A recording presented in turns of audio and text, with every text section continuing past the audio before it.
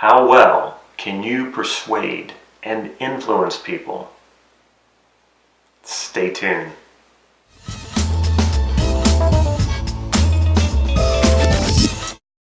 This is Damon Cart from NLP Gym. How to manipulate people. NLP Mind Control Part 2. This is the second video in a series of 3 videos. If you haven't already, please click subscribe to this YouTube channel so you can get these videos on a regular basis. So the first video I did about manipulating people was sort of a disclaimer, sort of telling you what I mean by manipulation and how it's something we all do. And it's really about understanding that and then getting clear about what you're doing when you're manipulating people so that you can do it in a much better way and in a much more ecological way where you're not taking advantage of someone. NLP originally started as modeling incredible therapists, 3 in particular, and that was Fritz Perls, Virginia Satir, and Milton Erickson. The reason John Grinder and Richard Bandler chose these therapists is because these are therapists who were not so much interested in theory and much more interested in getting results. And at the time, this sort of put them on the fringe of psychology because at that time, psychology was more about theory and basically arguing over which theory was better than the other. And these 3 therapists kind of threw that stuff out. They knew theory, but they were far more interested in what got them results. What these 3 therapists also had in common was their incredible ability to manipulate their clients and moving them toward their own solutions and solving their own problems. And they did this through their use of language and psychogeography, which is the spatial relationship between 2 or more people, and also the people's physiology. The founders of NLP, John Grinder and Richard Bandler, were able to model this from these therapists and then replicate their results by implementing the model. What they discovered was that they didn't need to go through years of psychology training to have the same sort of results with clients as these therapists were having. They also discovered that this could be used for much more than just therapy. This could be used in many areas. So how does this all work? Well, the first thing is to know where you want to bring the person you're manipulating, persuading, or influencing. Start with the end in mind. Most people who are doing some sort of persuasion, manipulation, or influencing don't have a very clear idea and sensory experience, meaning they see and hear where they want this to go, where they want to persuade someone, where they want to move someone. They don't have a clear idea of this. Normally, well, a lot of people do whenever they go into a situation where it's sales or some type of negotiation where they're wanting to manipulate or persuade, is what's on their mind is a fear of rejection. They're thinking what they don't want. What they don't want is to be rejected. So they go into these situations with that on their mind. And so what happens is, even though they don't want to be rejected, they sort of move themselves naturally in that direction because that's what they're thinking about.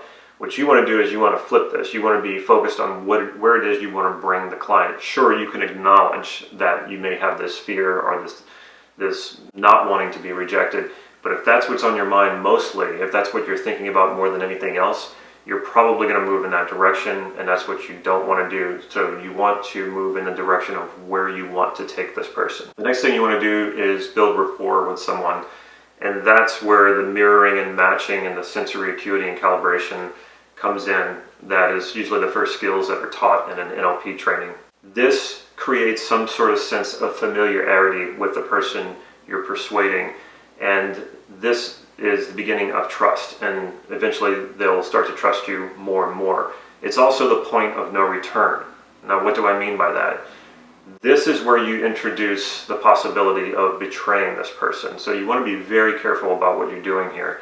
When that person starts to trust you, and then you decide to start leading them where you want them to go, which is where the persuasion happens, a lot of times people are only thinking about their own needs, and they're not thinking about, again, ecology. What are the needs of the system? What are the needs of the other person? What are the needs of this interaction? And a lot of times, where salespeople really go wrong, and usually the amateur sales types, is they're only thinking about getting the sell and then running. Running away out of fear that the person's going to want their money back and they're going to want to return whatever it is that they bought, or they're going to complain. this is a terrible approach.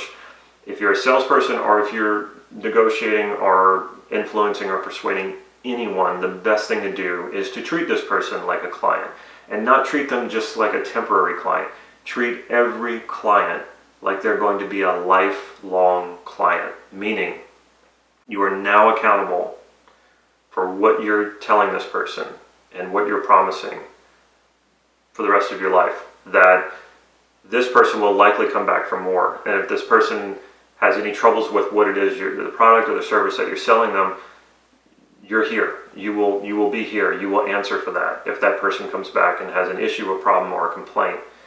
When you treat everyone, even a person who is only buying one thing from you, and only that one thing, and probably won't buy anything else, but when you treat them as if they're going to be a lifelong client, the tendency is that they kind of fall into that, and they're more likely to buy something else from you. They're also more likely to be on your side. If they only buy that one thing and something goes wrong, they're not going to come back at you yelling and screaming and asking for a refund. They will have the sense that you're going to help them. You're going to get them the outcome that you promised or guaranteed with that product or service. This not only applies to sales. Think even in terms of, say, dating. If you treated every person who you date, even if you go out on one date and it's not a good fit, but you treat this person like they're going to be a friend of yours for the rest of your life, you're going to create some amazing relationships with people.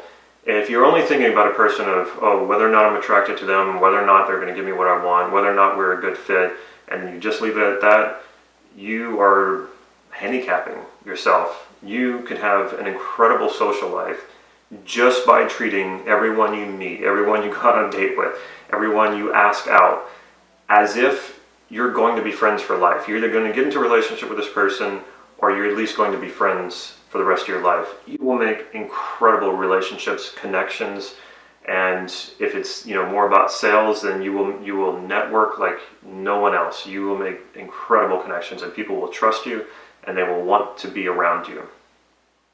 This is the second video in a series of 3, so to be continued. Check out my website, nlp-gym.com. Follow me on Facebook for real-time updates on upcoming workshops and free practice sessions that I hold right here in Santa Cruz, California. If you like this video, please click like right down here and leave me a comment or a question. I will get back to you. Stay tuned to the end of this video so you can see how you can get your hands on a free NLP online training. Take care.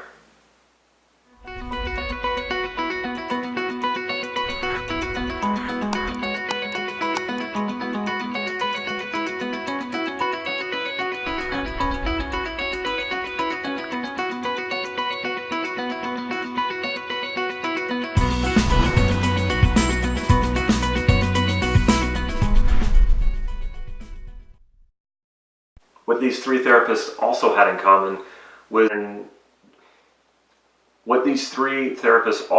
common was the ability to manipulate their clients into finding their own solutions and solving their own problems.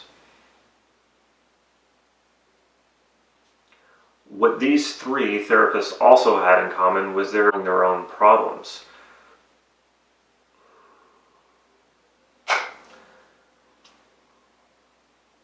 What these therapists also had in common was the incredible ability they had. People, God damn it!